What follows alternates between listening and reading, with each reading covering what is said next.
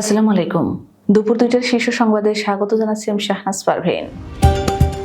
হাসিনা সরকার সবকিছু ধ্বংস করে ফেলেছে প্রধান উপদেষ্টা। বসুন্ধরার চেয়ারম্যান সহ পরিবারের ৮ সদস্যের বিদেশে থাকা সম্পদ জব্দের আদেশ। হয়রানিমূলক মামলার তথ্য চেয়ে আইন মন্ত্রণালয়ের বিজ্ঞপ্তি। চিন্ময়ের পক্ষে দাঁড়াননি কোনো আইনজীবী, জামিন শুনানি ২ জানুয়ারি। আখেরি মোনাজাতের মাধ্যমে শেষ হলো জোর ইজতেমা। বাংলাদেশের মানুষ কারো দাদাগিরি একদম পছন্দ করে না, জামায়াত আমির। ২০২৩ সালে দুর্নীতিগ্রস্ত খাত পাসপোর্ট, বিআরটিএ ও আইনশৃঙ্খলা রক্ষাকারী সংস্থা টিআইবি। বাংলাদেশের ওপর দিয়ে ভারতকে ব্যান্ড উইথ নেওয়ার অনুমতি দেয়নি বিটিআরসি। মন্দির ভাঙচুরের ভিডিও পশ্চিমবঙ্গের বর্ধমানের, বাংলাদেশের নয়, রিউমার স্ক্যানার। ত্রিপুরায় বাংলাদেশিদের জন্য সব হোটেল বন্ধ, মিলবে না খাবারও। গাজীপুরে বিকাশ এজেন্টকে কুপিয়ে ১০ লাখ টাকা ছিনতাই। ২০০ হাফেজকে পাগড়ি পরিয়ে সম্মাননা, একসঙ্গে করলেন তিলাওয়াত।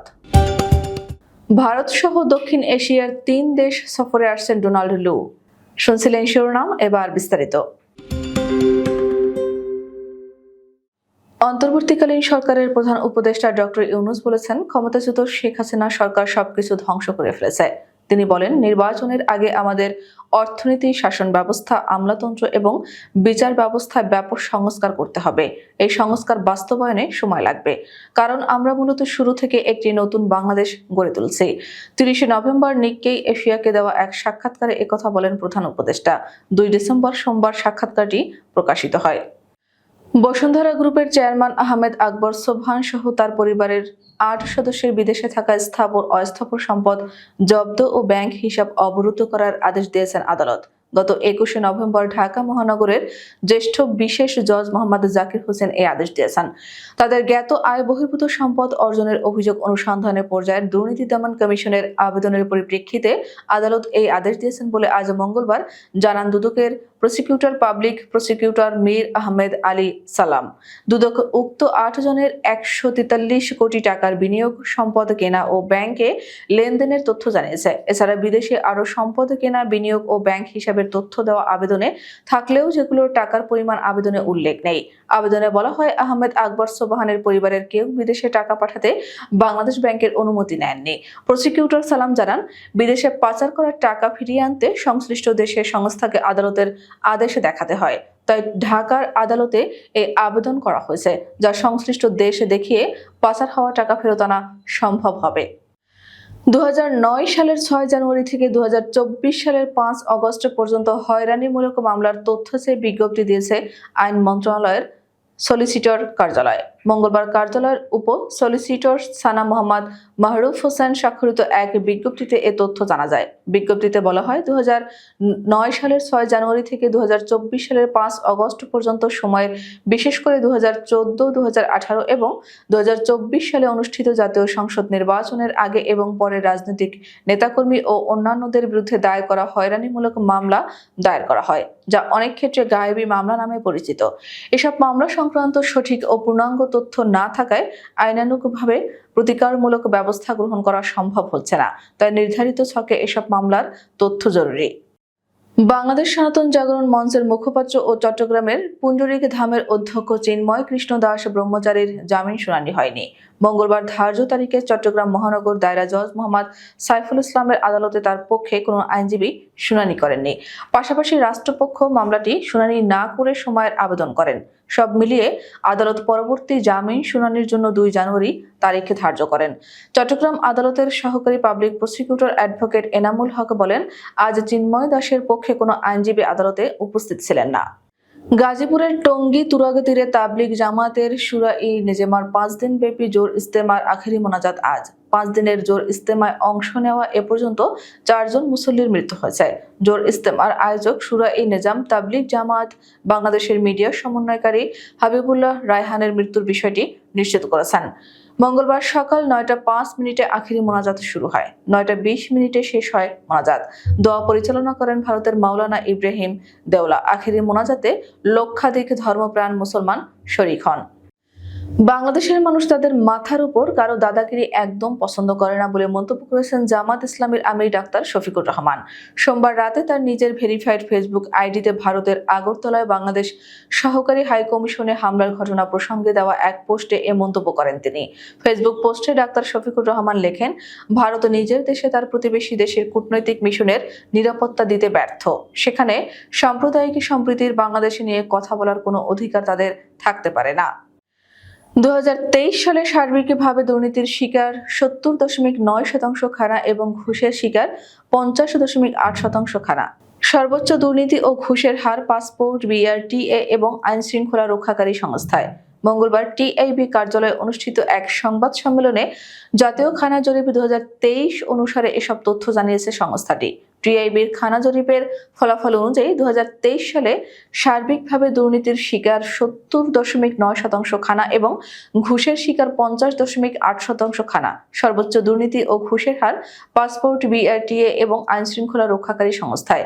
2023 সালে সার্বিকভাবে খানাগুলো গড়ে 5,680 টাকা ঘুষ বা নিয়ম বহির্ভূত অর্থ দিতে বাধ্য হয়েছে।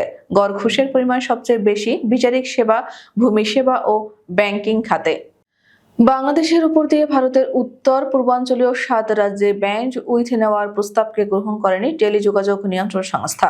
সম্প্রতি ভারতের এক প্রস্তাবের বিষয়ে এমন সিদ্ধান্ত নেওয়া হয়েছে বলে বিটিআরসি সূত্রে জানা গেছে অনুমোদন প্রক্রিয়া অনেকটাই এগিয়ে গিয়েছিল। 5 আগস্ট রাজনৈতিক পট পরিবর্তন না হলে এতদিনে হয়তো ট্রানজিটের অনুমোদন পেয়ে যেত। বিগত আওয়ামী লীগ সরকারের আমলে 2 international terrestrial cable company Summit communication ও ফাইবার অ্যাট হোম এবং ভারতের টেলিকম অপারেটর ভারতীয় এয়ারটেল সম্মিলিতভাবে এই ব্যান্ড উইথ অবকাঠামো স্থাপনের উদ্যোগ নিয়েছিল। সেই সময় এই প্রক্রিয়া অনেকটাই এগিয়েছিল। বাংলাদেশি হিন্দুদের মন্দিরে হামলা হয়েছে এমন দাবি করা একটি ভিডিও বিভিন্ন সামাজিক যোগাযোগ মাধ্যমে ছড়িয়ে পড়েছে। তবে সঠিক তথ্য যাচাইকারী সংস্থা রিউমার স্ক্যানার জানিয়েছে, ভাইরাল হওয়া ওই ভিডিওটি আসলে বাংলাদেশের নয়, বরং ভারতের পশ্চিমবঙ্গের বর্ধমান জেলায় ঘটে যাওয়া একটি video.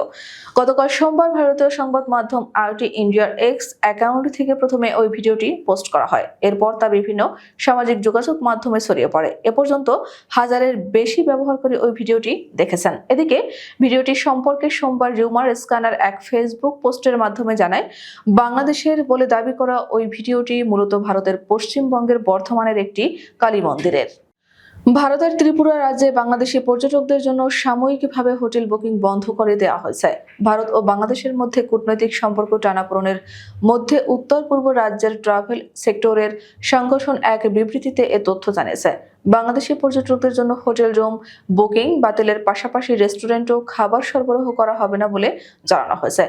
All Tripura hotel and restaurant মালিক সংগঠন এক বিবৃতিতে এ তথ্য জানিয়েছে। গতকাল সোমবার শত শত লোক ত্রিপুরার রাজধানী আগরতলায় অবস্থিত বাংলাদেশের সহকারী দূতাবাসে প্রবেশ করে হামলা চালায়। এ ঘটনার পরে ত্রিপুরা হোটেল অ্যান্ড রেস্টুরেন্ট মালিক সংগঠনের পক্ষ থেকে এমন বিবৃতি দেওয়া হয়। গাজীপুরের কালিয়াকৈরে সাইফুল ইসলাম নামে এক বিকাশ এজেন্টকে কুপিয়ে 10 লাখ টাকা ছিনতাই করে নিয়ে গেছে ছিনতাইকারীরা।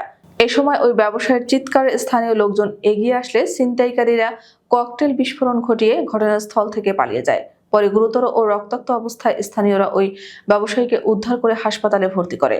সোমবার রাত 11:15টার দিকে কালিয়াকৈর উপজেলার শফিপুর বাজার রোড এলাকায় ছিনতাইয়ের ঘটনা ঘটে। নোয়াখালীর বেগমগঞ্জের 200 কোরআনের হাফিজকে পাগড়ি পরিয়ে সম্মাননা জানানো হয়েছে। শুধু তাই নয়, 200 জন কোরআনের হাফেজ মঞ্চে দাঁড়িয়ে একসঙ্গে মনোমুগ্ধকর তেলাওয়াত করেছেন। হাফেজ হওয়ার পর এমন স্বীকৃতি পেয়ে তাদের চোখে মুখে ছিল আনন্দের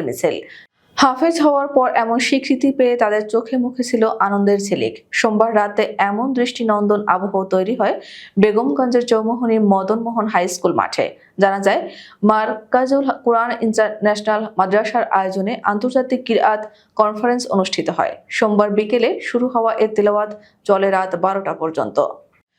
ভারত সহ দক্ষিণ এশিয়ার 3 দেশ সফরে আসছেন যুক্তরাষ্ট্রের দক্ষিণ ও মধ্য এশিয়া বিষয়ক সহকারী পররাষ্ট্র মন্ত্রী ডোনাল্ড লু। আজ মঙ্গলবার থেকে শুরু হওয়া তার এই সফর চলবে আগামী 10 ডিসেম্বর পর্যন্ত। এ সময় তিনি ভারত ছাড়াও শ্রীলঙ্কা ও নেপাল সফর করবেন। মার্কিন পররাষ্ট্র দপ্তরের এক বিবৃতি থেকে এ তথ্য জানা গেছে। বিবৃতি অনুসারে ডোনাল্ড লুর সফরের লক্ষ্য হচ্ছে এশিয়ায় যুক্তরাষ্ট্রের প্রধান অংশীদারদের সঙ্গে সহযোগিতার সম্পর্ক জোরদার এবং আঞ্চলিক সমৃদ্ধি ও নিরাপত্তার উন্নতি করা। নয়াদিল্লিতে মার্কিন সহকারী পররাষ্ট্রমন্ত্রী লু মার্কিন ভারত ইন্দো প্যাসিফিক অন্তর্ভুক্তিমূলক নীতি প্রয়োগ সহযোগিতা করবেন। আমাদের পরবর্তী রাত 10টার শীর্ষ সংবাদ দেখার আমন্ত্রণ জানিয়ে এখনকার মতো বিদায় নিচ্ছি। দর্শক, ভিডিওটি শেষ পর্যন্ত দেখার জন্য আপনাকে অসংখ্য ধন্যবাদ। নিত্য নতুন সংবাদ পেতে আমাদের ইউটিউব চ্যানেলটি সাবস্ক্রাইব করুন ও নিয়মিত নোটিফিকেশন পেতে বেল বাটনটি ক্লিক করুন এবং আমাদের ফেসবুক পেজটিতে লাইক করুন। এছাড়াও আমাদের ভিডিওতে লাইক দিয়ে শেয়ার করুন। আল্লাহ হাফেজ।